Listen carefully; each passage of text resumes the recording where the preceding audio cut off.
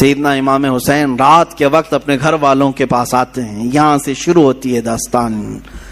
اپنے گھر والوں سے کہتے ہیں آؤ اب ہمارے لیے مدینہ تنگ ہو گیا ہے, یزید کی سختیاں بڑھتی چلی جائیں گی, اس کے ظلم کی داستانیں اب رقم ہونا شروع ہو چکی ہیں. اپنے گھر والوں سے کہا ہم سب ہجرت کر رہے ہیں مدینہ طیبہ سے. سب نے پوچھا کہاں جا رہے ہیں؟ کہا مکہ مکرمہ جائیں گے, وہاں جا کر کے حرم کعبہ میں رہیں گے. حرم کعبہ میں کوئی جنگ و جدال نہیں کر سکتا, قتل و قتال نہیں کر سکتا, حرم کعبہ میں جا کر رہیں گے. آپ اندازہ کریں رسول پاک نے ہجرت کر کے مکہ کو چھوڑ کر مدینہ آباد کیا. ان کے نواسے کے ساتھ ایسا معاملہ پیش آ رہا ہے کہ انہیں مدینے سے ہجرت کر کے مکہ جانا پڑ رہا ہے. رات کے وقت اپنے گھر والوں کو اٹھایا اور جتنے لوگ تیار ہوئے ہیں اس میں اپنے عزیز خاندان کے لوگ تھے. مدینے سے پہلے کچھ ہی لوگ تیار ہوئے. آپ کی 2 بیویاں ساتھ میں تھیں, آپ کے شیرخوار بچے حضرت علی اصغر, آپ کے جوان بیٹے حضرت علی اکبر, آپ کے بھتیجے حضرت امام قاسم, اور آپ کی بھتیجی, اور آپ کی اپنی بڑی بیٹی حضرت سکینہ رضی اللہ تعالی عنہا. یہ سب گھر والوں کا ایک قافلہ نکلا. پہلے تو یہ لوگ 12-15 کی تعداد میں تھے, اور صبح کا وقت تھا جب مدینے سے یہ قافلہ نکلنے کو تیار ہوا. روضہ رسول پر میرے آقا کی بارگاہ میں امام حسین آئے. میرے عزیزو, اب پھر یہاں سے حالات ہمارے بے قابو کر جاتے ہیں. میں یہ چاہتا ہوں کہ اس بار کے بیانات میں اب ہم رونے دھونے کو فوقیت نہ دیں. غم حسین تو تڑپاتا ضرور ہے, لیکن ہم اپنے جذبوں کو جوان رکھنا چاہتے ہیں, اور ہم چاہتے ہیں کہ اب حسینی کردار ادا کرنے کا وقت آ جائے. ہمارے جوانوں میں پھر وہ غیرت بیدار ہو جائے کہ ہم دین کی خاطر ہر مصیبت کو اور مشقت کو اٹھانے کے لیے تیار ہو جائیں. حسین اعظم روضہ رسول پر آئے, میرے آقا صلی اللہ علیہ وسلم کو سلام پیش کیا اور درد بھری آواز سے کہا یا رسول اللہ, یا ابتا, اے میرے باپ. حضور کو اکثر وہ ابا کہہ کر کے ہی پکارتے تھے. میرے آقا کی بارگاہ میں پکار کر کے کہا آپ کے مدینے سے مجھے نکلنا پڑ رہا ہے, میرے لیے مدینہ تنگ کر دیا گیا, میرے چھوٹے بچے لے کر کے میں روانہ ہو رہا ہوں. یہ کیفیت تو میرے آقا ہی جانے. قبر اطہر سے اس حسین کو رخصت ہوتا ہوا دیکھ کر میرے آقا پر کیا گزر رہی ہوگی, جس کے گردن کو میرے آقا نے بوسے لیے, جس کو سونگھا کرتے تھے, جس کو دوش پر بٹھایا کرتے تھے, جس کو سجدوں پر اپنی پشت پر بٹھایا کرتے. اس حسین کی رخصتی یقیناً غم کا ماحول تو تھا. میرے آقا صلی اللہ علیہ وسلم کے روضہ اطہر سے نکل کر سیدہ کائنات فاطمہ الزہرا رضی اللہ تعالی عنہا جو جنت البقیع میں دفن تھیں, ان کے روضے پر آئے. اپنی ماں کی تربت پر آپ نے لپٹ کر کے رویا اور رخصتی کی اجازت مانگی اور کہا آپ کا حسین اگر مدینہ چھوڑ رہا ہے تو صرف اس لیے کہ رسول اللہ کا یہ مدینہ خون سے آلودہ نہ ہو, مسلمانوں کا خون نہ بہے. میں مسلمانوں کا خون بہنا نہیں دیکھنا چاہتا اور مدینے کی حرمت کو پامال ہونے نہیں دینا چاہتا, مجھے اجازت دی جائے. حسین اعظم نے اپنی ماں سے اجازت لی, اپنے چھوٹے بچوں کا ایک قافلہ لے کر نکل پڑے. میرے عزیزوں, گھر والوں کا قافلہ جب مدینہ چھوڑ رہا ہے کیا کیفیت ہوتی ہے. ہم جیسے نکمے, ہم جیسے گنہگار صرف 7 دن یا 8 دن کے لیے عمرے پر مدینے جاتے ہیں تو چھوڑنے کا دل نہیں چاہتا. مدینے سے رخصت ہوتے ہیں تو آنسوؤں کی قطاریں لگ جاتی ہیں. کبھی ہم روزے کو دیکھتے ہیں, کبھی ہم بس میں آگے کا سفر دیکھ رہے ہوتے ہیں. مدینے کی سرحدیں نکلنے تک دل بار بار کھچکولے کھاتا رہتا ہے کہ مدینہ چھوٹ رہا ہے, مدینہ چھوٹ رہا ہے. ہم تو تمنا یہ لے کر کے جاتے ہیں کہ کاش مدینے میں موت آ جائے, میرے آقا کے قدموں میں دفن ہونا نصیب ہو جائے. لیکن جب رخصتی کا وقت آتا ہے, پوچھو حاجیوں سے کیا کیفیت ہوتی ہے, عمرہ کرنے والوں سے پوچھو. مدینے سے جب رخصت ہو کر کے آتے ہیں, میں نے خود دیکھا ہے حاجی کبھی کھمبوں کو پکڑ رو رہے ہوتے ہیں, کبھی دروازوں کو پکڑ کر, کبھی چمٹ کر کے اور بوسے دے کر کے رخصتی لے رہے ہوتے ہیں. حسین اعظم کا کیا حال ہوگا جن کا بچپنا اس مدینے میں گزرا ہے, جنہوں نے رسول اللہ کو نمازیں پڑھاتے وہاں دیکھا ہے, میرے آقا کو اللہ کی قرآن کی آیتیں سناتا ہوا انہوں نے وہاں دیکھا ہے, حدیثیں میرے آقا کی انہوں نے سنی ہیں, جن کا کھیلنا کودنا اس مدینہ طیبہ میں گزرا ہے جہاں میرے آقا صلی اللہ علیہ وسلم ان کے گھر آیا کرتے, جبرائیل ان کے گھر اترا کرتے. یہ ساری یادیں چھوڑ کر کے حسین اعظم ہجرت کر رہے تھے۔ میرے عزیزو، ہجرت معمولی چیز نہیں ہے، یہ الفاظ میں بیان بھی نہیں ہو سکتی۔ آپ اپنے گھر بیٹھے ہیں، اللہ آپ کے گھروں کو سلامت رکھے۔ میں جانتا ہوں گھر کو چھوڑنے کی کیفیت کیا ہوتی ہے۔ السلام علیکم ورحمۃ اللہ وبرکاتہ۔ میرے پیارے ناظرین، رکو دوستو رکو، کیا آپ کو معلوم ہے کہ حضرت امام حسین کے ساتھ مدینہ سے لے کر کربلا تک کیا واقعہ پیش ہوا تھا، ان کے ساتھ کیا ہوا تھا، یزید لوگوں نے ان کے ساتھ کیا کیا تھا؟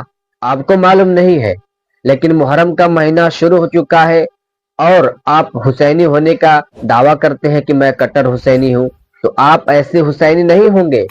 آپ حضرت علی کا داستہ اور حضرت امام حسین کا داستہ جب تک آپ کو معلوم نہ ہو تب تک آپ ایک حسینی نہیں ہو سکتے ہیں۔ تو آپ سب سے پہلے مفتی سلمان اظہری صاحب کے زبان سے بیانات کو سماعت کر لیں کہ حضرت علی کے ساتھ کیا ہوا تھا۔ ہم جب اپنے گھر چھوڑ کر دوسری جگہ خدمت اسلام کے لیے بھی جا رہے ہوتے ہیں، مجھے یاد ہے وہ بات جب پڑھنے کے لیے ہم بچپن میں مدرسے جا رہے ہوتے تو پورا سفر ٹرین میں روتے ہوئے جاتے تھے۔ کبھی ماں کی شکل سامنے آتی، کبھی باپ کی شکل، کبھی دوست یاد آتے، کبھی بھائی یاد آتے۔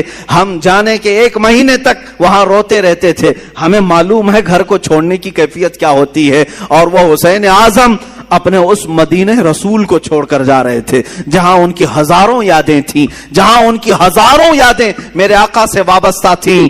حسین اعظم کی ہجرت پر لاکھوں سلام۔ انہوں نے اگر ہجرت کیا بھی ہے تو دین مصطفیٰ کے لیے کیا ہے۔ اے جوانوں، تم سب اس بات کو یاد رکھ لینا، اگر مصطفیٰ کے دین پر کبھی آنچ آئے، اگر وطن چھوڑنا پڑے، ہجرت کرنا پڑے، تو ہجرت کو بھی ہم برداشت کر سکیں، اس لیے کہ صرف اور صرف دین کے لیے جس نے ہجرت کیا۔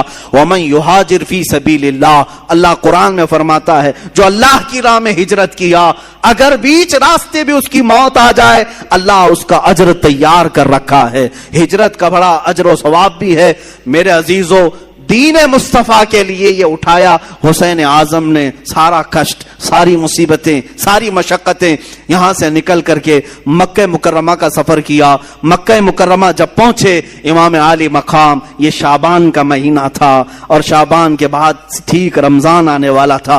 مکہ والوں نے استقبال کیا اور اچھے سے سارے لوگ ملنے جلنے لگے اور کہا اچھا کیا آپ نے یہاں تشریف لائے، امن و امان کے ساتھ رہیں۔ یہاں تک تو معاملہ سب ٹھیک ہی تھا۔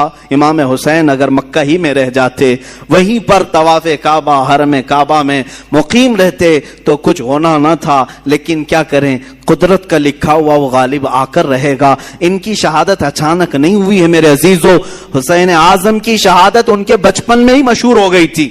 حضور اکرم صلی اللہ علیہ وسلم حضرت ام سلمہ اپنی زوجہ کے پاس ایک شیشی میں تھوڑی سی مٹی لا کر کے دیتے ہیں اور کہتے ہیں اے ام سلمہ، جبرائیل میرے پاس آئے تھے اور انہوں نے کہا یا رسول اللہ، آپ کی امت آپ کے اس نواسے کو ایک جگہ پر قتل کر دے گی اور خون بہا دے گی۔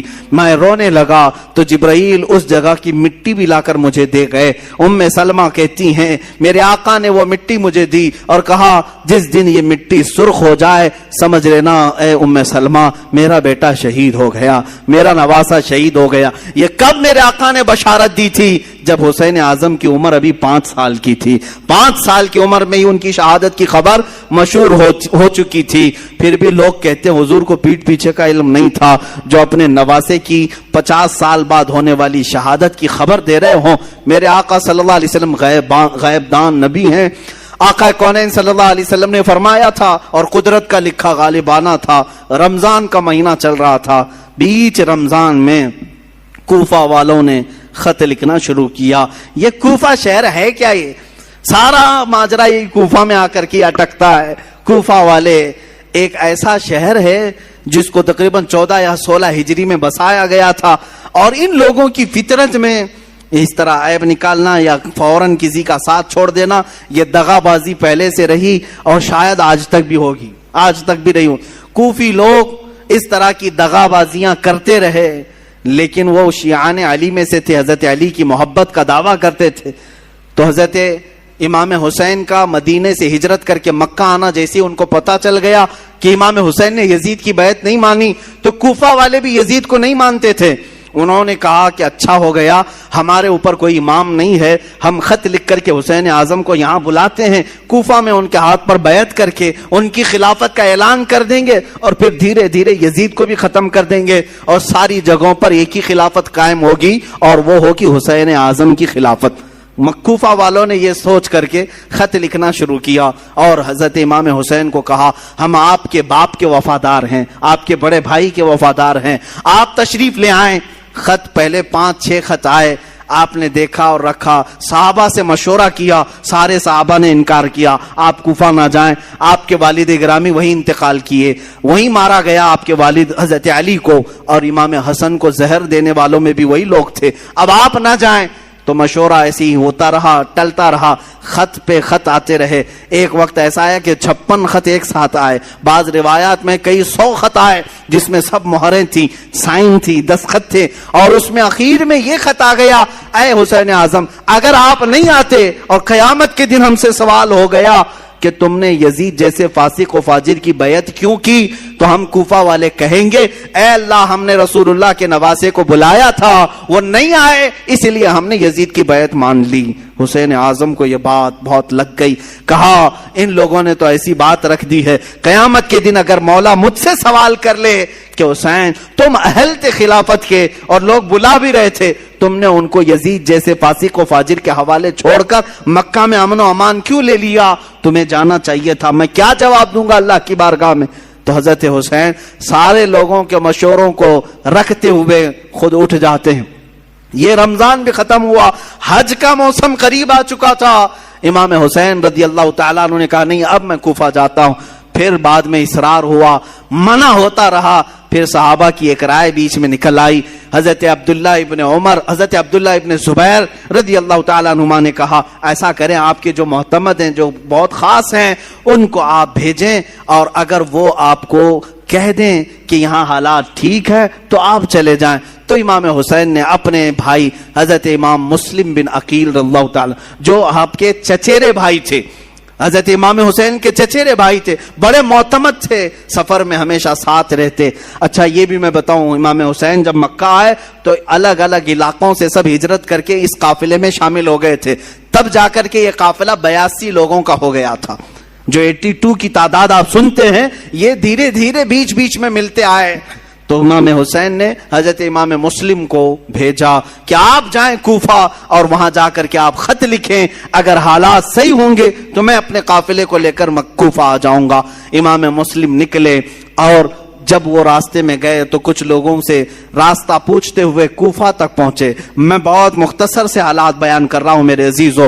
امام مسلم جب کوفہ آئے تو کوفہ والوں نے بہت شاندار استقبال کیا, بڑا شاندار استقبال کیا, اور اس کے بعد آپ کو گورنر ہاؤس میں لے گئے. وہاں جانے کے بعد نعمان بن بشیر نام سے جو وہاں گورنر تھے ان کو ہٹایا گیا. امام مسلم بن عقیل کے ہاتھ میں 12,000 کوفیوں نے بیعت کیا.